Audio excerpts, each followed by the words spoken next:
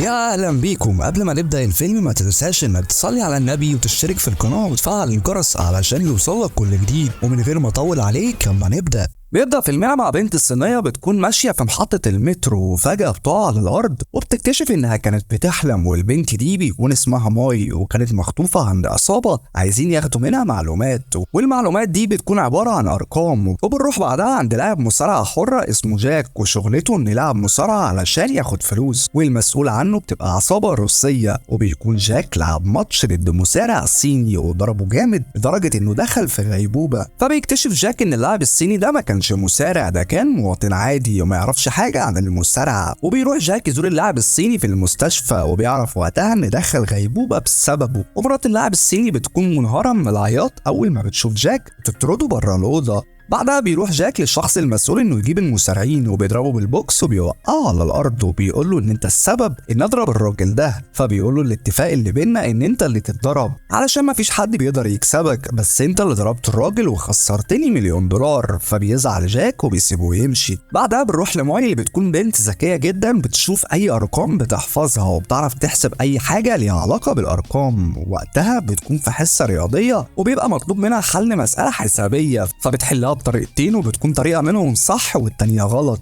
وبتقول للمدرس بتاعها انت حليت المسألة بالطريقة الغلط. فبيضحكوا الطلاب على المدرس، لكن هو ما بيكونش مركز غير مع ماي اللي بيعجبه طريقة حلها وبيتأكد انها ذكية. فبيروح لمدير المدرسة وبيكلموا عنها، ووقتها المدير بيتكلم معاها وبيقول لها انها اشطر من انها تفضل جوه مدرسة حكومي وانها لازم تروح مدرسة خاصة اعلى من المدرسة اللي هي فيها. فبتزعل وقتها وبتترجاه انها تفضل في المدرسة علشان اصحابها ومامتها، وانها خايفة تروح مدرسة تانية ما تعرفش حد فيها. بعدها ماي بتمشي مع اصحابها عشان تروح، لكن وقتها بيخطفوها ناس من على الطريق وبنعرف ان على العصابة الصينية، وده لان صاحبتها في المدرسة بتكون بنت رئيس العصابة وبتكون هي اللي قالت لابوها على ماي. فبيكونوا عايزينها تشتغل معاهم مقابل انهم يخلوا بالها من امها المريضة. فبتوافق وقتها انها تشتغل معاهم، لكن العصابة بتقول لماي انها ما ينفعش تشتغل معاهم من غير ورق رسمي. فبيعرفوها بواحد منهم وبيقولوا لها ان ده هيكون ابوكي على الورق، والشخص ده اصلا بيكون نائب رئيس العصابة واسمه تشان. ولما بيروح الضابط اللي اتفق معاه انه يطلع له الورق لماي، بيكون الضابط ده اصلا مرتشي وبيطلب منه رشوه كبيره، وبيحاول تشان انه يتساوم معاه، لكن علشان الضابط طماع فبيكون مصمم على المبلغ الكبير. فبيقول له تشان ان احنا هنقلل المبلغ وكمان هنوقف القتل في العساكر لفتره. وقتها الضابط بس بيوافق على العرض. بعدها بنرجع لجاك وهو بيكلم مراته في التليفون علشان يطمن عليها، لكن هي مش بترد عليه وبيقلق عليها وبيسيب لها رساله صوتيه علشان تبقى تتصل بيه. بعدها بيروح على بيتها فبيلاقي العصابة الروسية هناك وانهم مش عايزينه يلعب مصارعة تاني، وانه كمان ما ينفعش يتكلم اي حد في الشارع لانه لو كلم اي حد هيقتلوه حتى لو كان بيسأل على اي حاجة. فبيضطر جاك انه يوافق على شروطهم علشان مراته ما تموتش. بعدها بيمشي علشان يروح لمكان تاني يبات فيه. فبيركب المترو وهناك بيقابل شاب بيكون اتفرج عليه وهو لعب مصارعة قبل كده، وبيروح الشاب يتكلم معاه بس جاك مش بيرد عليه لانه عارف لو رد على الشاب هيتقتل.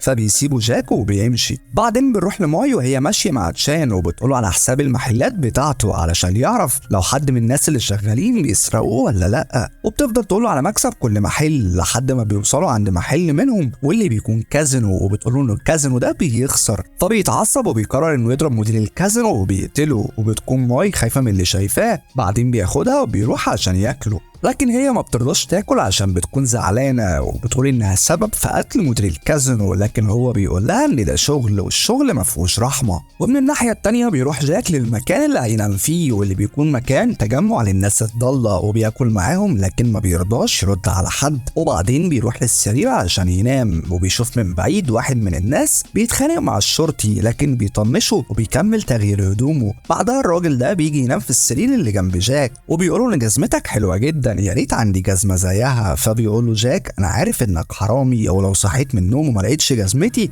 هقطع لك رجلك. فبيقلع الراجل جزمته واللي بتكون مقطعه ويا دوب بيمشي بيها، وبيشوف جاك رجل الراجل اللي بتكون كلها التهابات وورمه، فبيصعب عليه وبيقرر يديله جزمته الجديده، وبياخدها الراجل منه وبيلبسها وبينام وهو مبسوط. ولما بيجي تاني يوم وجاك بيصحى من النوم بيلاقي الراجل رجله باينه وبتكون راسه تحت الغطا، بس ما بيلاقيش الجزمه في رجله، فبيقرر انه يصحيه بس ما بيقومش، وبيكشف عنه الغطا فبيلاقي راسه مقطوعه. بعدها الشرطه بتسال جاك لكنه بيقول انا ما عملتش اي حاجه غير اني اديت له الجزمه، والشرطه بتسيب جاك يمشي لانها ما لقيتش اي دليل. وبعدها بنروح لمايا وهي مع رئيس العصابه الصينيه، وبيكون جايب ورقه فيها ارقام كتير وبيطلب منها انها تحفظها، وبتقوله انها حفظتها ولو عايزه تسمعها له هتقولها كلها صح. فبيضحك رئيس العصابه وبيولع في الورقه. والمشهد اللي بعد كده بيكون في جاك وهو ماشي في الشارع وبيخبط في شخص وهو ماشي، والراجل بيقول له حاسب لا اضربك، لكن جاك ما بيردش عليه وده علشان مش عايزه يتقتل. بعدين بيدخل جاك محل علشان يطلب اكل وبيدور في جيبه على الفلوس، وبيكتشف وقتها انها اتسرقت من الراجل اللي خبطه في الشارع. فبيضحك جامد لدرجه ان الناس خافت منه وبقت تسيب المحل وتمشي. وقتها كان موجود ضابط فشك ان جاك شارب حاجه او مجنون وزقه علشان يطلع بره المحل. بعدها بيبص الضابط في وش جاك فعرف انه مسارع، فقبض عليه واخده معاه في العربيه، لكن وقتها ما بيكونش قابض عليه، وده لانه يعرفه وفي بينهم طار، فبياخدوا المكان مهجور وبيتصل ببقيه صحابه. ولما بنروح لماي بتكون راكبه مع تشين العربيه وبتدخل فيهم عربيه تانية، وبيلاقي تشين ناس كتير بيضربوا عليهم نار، وبيعرفوا وقتها ان على العصابه الروسيه واللي بيكون هدفهم انهم يخطفوا ماي، فبيخطفوها وبيهربوا. ولما بنرجع لجاك بنلاقيه بيتضرب من الظباط واصحابه وبيفضلوا يضربوا فيه لحد ما بيقع على الارض. بعدها بيقول لجاك خد مسدس واضرب حد فينا علشان نقتلك بالشرف، فبيرفض انه يعمل كده وبيقول له لو تقدر تقتلني اقتلني في ظهري زي ما عملتها قبل كده، فمش بيرضى الظابط يضربه في ظهره وبيسيبه يمشي. وبعدين بنروح لماي وبنلاقي ان البنت اللي كانت شغاله مع العصابه الصينيه هي اللي قالت عليها للعصابه الروسيه، وبتقول لماي انها تقول على الارقام اللي حفظتها علشان يدوها فلوس كتير زي ما خدت. فبتتكلم ماي معاهم باللغه الصينيه علشان العصابه ما تعرفش هي بتقول ايه، فبتقول لها ان العصابه هتقتلها بعد ما ياخدوا اللي هم عايزينه. وبعدها بيطلب منها رئيس العصابه انها تتكلم بالانجليزي علشان يفهمها، فبتفضل تتكلم بالصينيه لحد ما بيقتلوا البنت التانيه. بعدها الشرطة بتسمع صوت ضرب النار فبتهجم عليهم وبيهددوهم انهم يسلموا نفسهم، فبتستغل ماي الفرصة وبتهرب من العصابة. وقتها رئيس العصابة بيكلم الضابط المرتشي علشان يسحب رجالته، لكن بيطلب منه رشوة كبيرة. وفي نفس الوقت بيكون رئيس العصابة الصينية بيكلم الضابط، والضابط بيساوم العصابتين علشان ياخد فلوس اكتر، لحد ما بيقبل عرض العصابة الصينية انه يهجم على العصابة الروسية ويقتلهم، ويقتل ماي كمان لو معرفش يجيبها لهم. وقتها بتكتشف العصابة ان ماي هربت وبيطلبوا من الضابط انه يساعدهم ويلاقوها. بعدها بتهرب وبتروح على محطة المترو اللي بيكون جاك واقف في نفس المحطة، وبتبص له ماي وبتخاف منه، فبيبص لها وبيستغرب هي ليه خايفة منه وهي ما تعرفوش، وبيفضل جاك مراقبها وبيكتشف وقتها انها هربانة من ناس بتجري وراها. ولما بيبص للناس دي بيعرف انها نفس العصابة اللي هددته قبل كده، فبيفضل يجري ورا ماي اللي بتكون ركبت المترو، والعصابة كمان ركبت معاها وبيدوروا عليها. فبينط جاك على المترو وهو ماشي علشان يلحق ماي،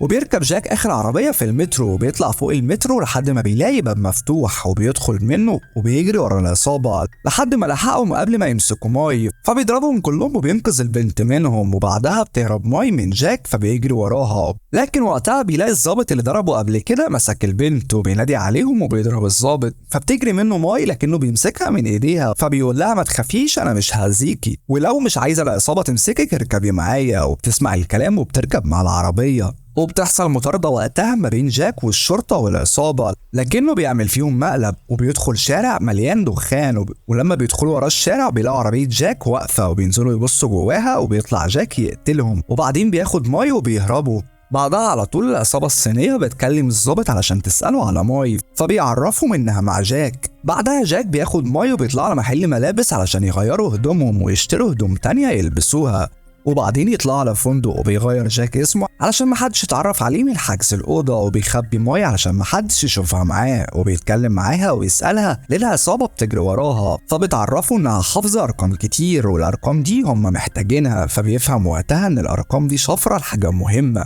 وبتعرض عليه انها تقوله الارقام فبياخدها منها وبيحل الشفره. لكن بيظهر تشان وبيكون عارف مكانهم عن طريق جهاز التتبع اللي كان مدي الماي، وبيدخل تشان ورجالته للفندق وبيضرب نار علشان يعرف اوضه جاك.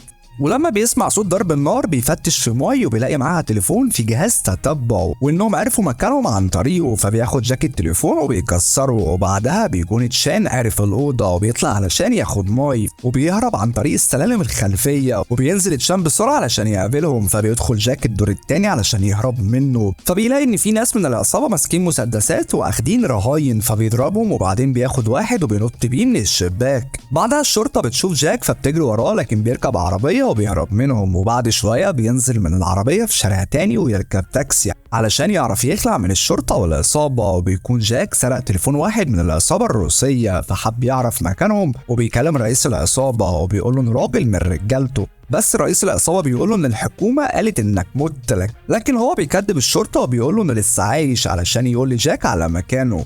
بعدها على طول الضابط المرتشي بيقول للعمده ان جاك لسه عايش، فبيستغرب العمده وبيبان وقتها انه متورط مع الضابط في الفساد. وبيكون تشان وصل بماي لرئيسه، فبيسألها لو حد قالك على الارقام، وبيفضل يستجوبها لحد ما ترجته وحلفت انها ما قالتش لحد. بعدها تشان شك ان الارقام اتسربت، فحب انه يغير الخطه علشان محدش يبوظ العمليه اللي متفقين عليها، لكن الراجل المسؤول عن تنفيذ العمليه بيرفض وقال ان العمليه هتتنفذ في ميعادها. بعدها بيوصل جاك للمكان اللي اتفق عليه، وقبل ما يدخل جاب مع بنت ودخل وطلب منها انها تقعد على البار. لما شاف واحد من العصابه شك فيه، وبعدين جاك قتل بقيه افراد العصابه وكمان خطف ابن رئيس العصابه الروسيه. وبعدها كلم رئيس العصابه علشان يساومه، ولما جاك كان بيهدده لانه ما استجابش وقال له اقتل ابني عادي، بس جاك ما وقفش لحد كده وقال له انا مش هقتل ابنك وهخليه حيوان اليف، لكن ابوه ما استجابش، فهدده جاك انه هينقل الارقام اللي اخدها من ماي للعصابه الصينيه لو ما قالوش ايه المقصود من الشفره. وقتها بيقولوا ان الشفره دي شفره خزنه جواها 30 مليون دولار، وبيسالوا جاك في خزنه تانية، قال له لكن مش هقول لك. لكن وقتها بيرد عليه جاك وبيقول له انه يديله مكان الخزنه التانية وهو هيسيب له الخزنه الاولى، فبيوافق مقابل انه يديله ابنه. بعدها جاك بيكلم الضابط، ووقتها بنعرف انهم كانوا صحاب قبل كده، وبيعرض عليهم جاك انهم يساعدوه مقابل ال 30 مليون دولار وتتقسم بينهم.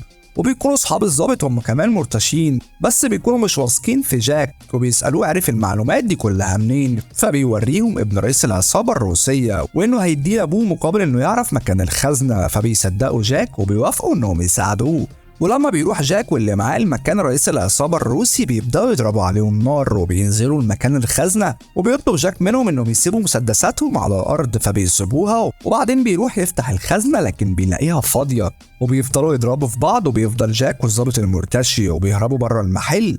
ولما بيطلعوا بره المكان فجاك بيكلم العمده وبيهدده وبيحاول يتفق مع جاك، لكن بيطلب من العمده انه يكلم الراجل المسؤول، فبيوافق العمده وبيكلم جاك، وبعدها بيتفقوا على ان جاك ياخد ماي قصاد الفلوس، فبيوافق جاك وبيروح علشان يقابله. بعدين الراجل المسؤول بيقتل تشان وبياخد منه ماي علشان يقابل جاك ويبدل مع الفلوس، وبعدها بيقابل جاك وبيبدل مع الفلوس مقابل انه ياخد ماي. فبيحاول الراجل المسؤول انه يقتل جاك، لكن جاك هو اللي بيقتله، وبكده بيكون كسب الفلوس وماي. وقتها بتكلم ماي رئيس العصابه الصينيه علشان تهدده وما يدورش عليها لانها عارفه حساباته البنكيه كلها، فبيخاف منها وبيسيبها، وبتروح ماي مع جاك علشان يعيشوا سوا، وجاك بيكون اب ليها.